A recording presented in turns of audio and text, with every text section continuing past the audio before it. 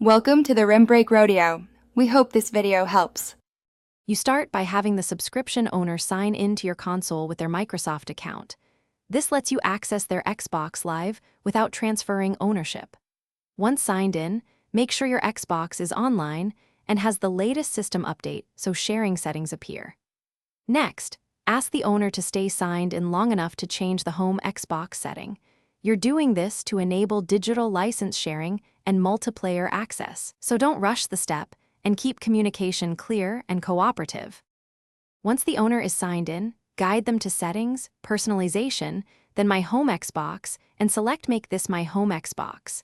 This is the crucial toggle that shares their digital subscriptions with all local profiles. After that, sign back into your own profile and download any games or apps tied to their subscription. Permissions apply immediately for multiplayer and Game Pass titles.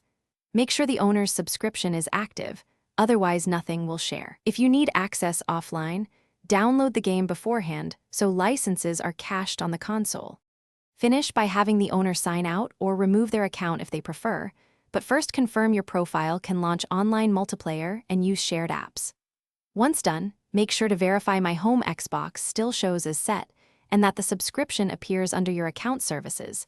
This prevents surprises later. If something goes wrong, check common problems.